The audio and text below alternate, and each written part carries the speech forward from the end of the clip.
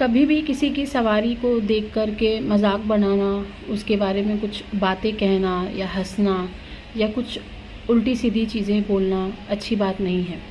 क्योंकि अगर एक सवारी आ रही है, अगर उसके ऊपर माँ की सवारी आ रही है और आप उसको देखकर मजाक बना रहे हो, हंस रहे हो, खेल रहे हो और उल्टी सीधी बातें कर रहे हो, तो वो माँ भगवती की सवारी होगी तो आपके घर में ही वो खेलना शुरू कर देगी एक ना एक दिन। ये बात सच है। जितने भी लोग इस चीज़ का मजाक बनाते हैं, जितने भी लोग उल्टी सीधी बातें करते हैं कि देखो फलाना इंसान पे कोई सवारी आ रही है, देखो कैसे नाच रही है, खेल रही है, ऐसे में आपको नहीं बोलना है कोई भी चीज़। क्योंकि वही सवारी आपके घर में चाहे 5 साल की लड़की हो, चाहे वो 50 साल की महिला हो, वो सवारी आकर खेलेगी और ऐसे खेलेगी कि उस आपके घर का उद्धार भी नहीं होने देगी। एक तरीके की इसको आप सज़ा ही समझ लो। और फिर वो सवारी आपसे नाक रगड़वाएगी, वो अलग। तो कभी भी किसी की भी सवारी, किसी की भी शक्ति के बारे में उल्टी सीधी बातें करने से पहले इस वीडियो को दिमाग में रख लें।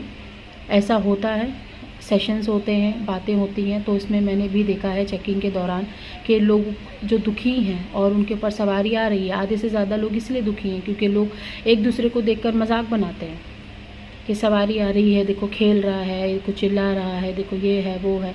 कभी भी किसी शक्ति वाले इंसान से जाकर मिले तो तहज़ीब से मिले, मान सम्मान से मिले, नहीं तो तुम्हारी भी लंका खड़ी करने में ना समय नहीं लगता है। माँ भगवती, ऐसा मत सोचना हमने मन में सोच लिया या हमने ऐसे तो किसी को कुछ बोला नहीं था।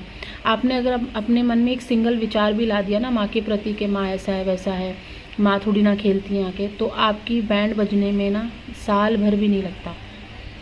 तो अपनी अच्छाई इसी में है। माँ की शक्तियाँ आती हैं, मानो या मत मानो, कुछ नहीं जाता।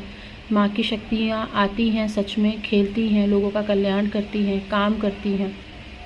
और वो इसीलिए आ रही है क्योंकि कलयुग में जल्दी से देवता प्रकट होते हैं, देवी प्रकट होती हैं, इसीलिए।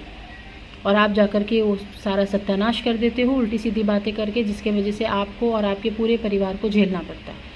तो कभी भी किसी सवारी का मजाक ना बनाएं, कभी भी किसी सवारी के बारे में कुछ ना बोले, कभी किसी भगत के बारे में, कभी किसी गुरु के बारे में कुछ ना बोले। आपको नहीं पता शक्तियाँ कब कैसे आपको पकड़ के सज़ा देने लग जाएंगी।